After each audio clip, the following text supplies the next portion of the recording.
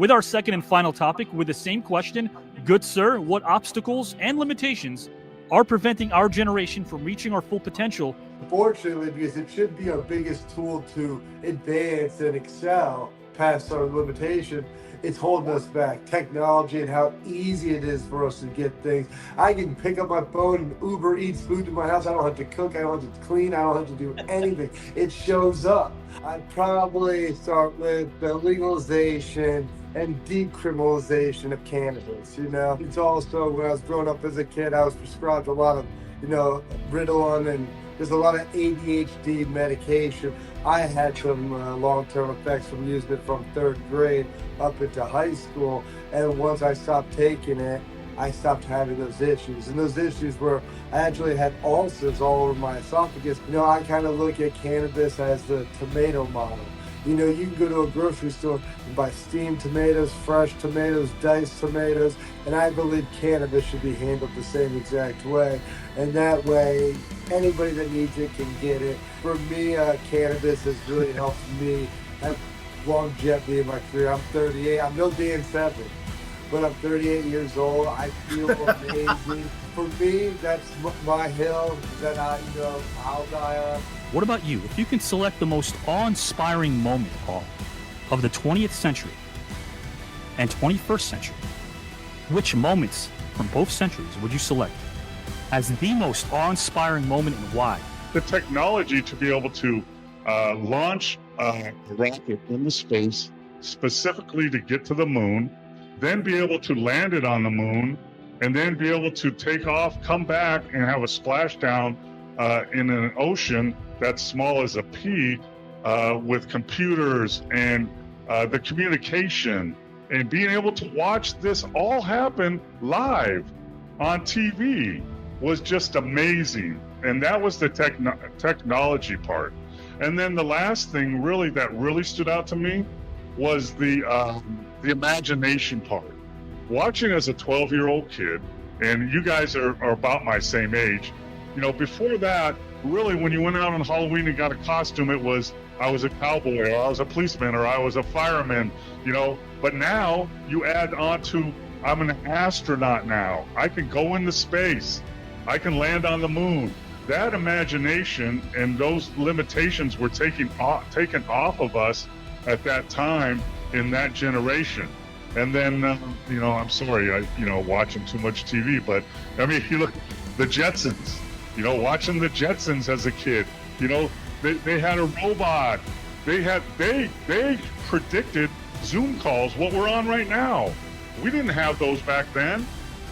George Jetson talking to Mr. Spacely on TV. What, are you crazy? That's never going to happen. Hey, they promised us flying cars.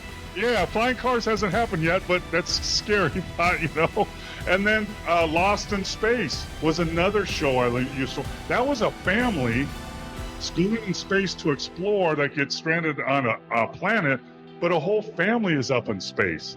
And then, of course, Star Trek, who I'm a big fan of, watching, exploring great galaxies and finding life where we don't know if it is. Is there somebody else out there? But here's another thing that really hit me about Star Trek.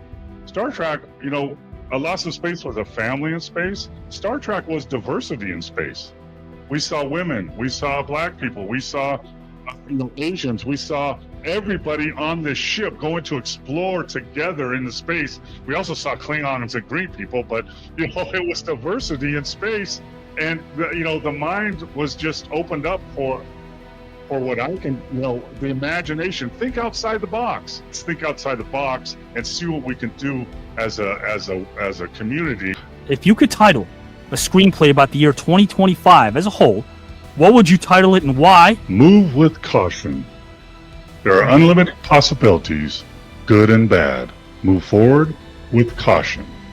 John, if you can please describe the most eventful, memorable, and impactful week of your life, with a tagline, of course.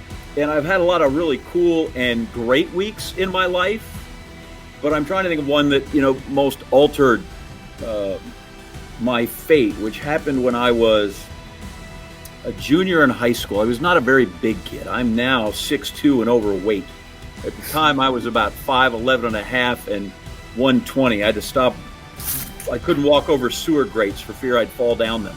Everybody that played on Saturday afternoons, whether it was football or the game of the week, was my hero that I wanted to be. And so sports had dominated my life. But I started to grow in my junior year in high school, and I'm on the tennis team. And I was not a great tennis player. I was like the 13th man on the tennis team.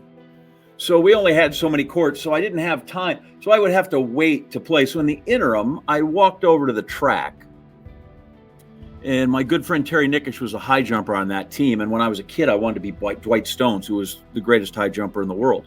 And it turns out I was pretty good at it. I had grown enough and had a modicum of ability that I was over there jumping, and now I just was beating him consistently. And so I was not in a hurry to go back to tennis practice.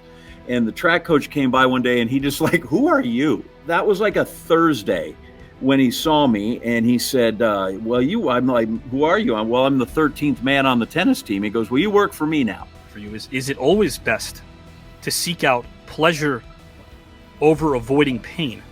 It seems this binary choice, the way you word this. Am I seeking pleasure or am I avoiding pain? I am all for avoiding pain, period. Now, so I don't know if that puts me in the camp of also seeking pleasure over it. Like, can I have the middle ground? Like, if pleasure's there and it's something and I can go.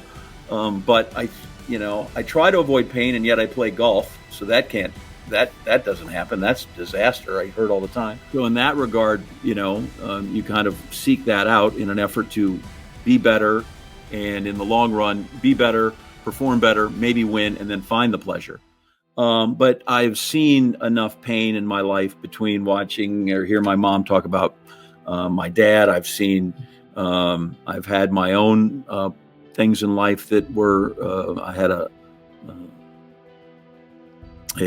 engagement breakup, and I've been through a lot of painful stuff.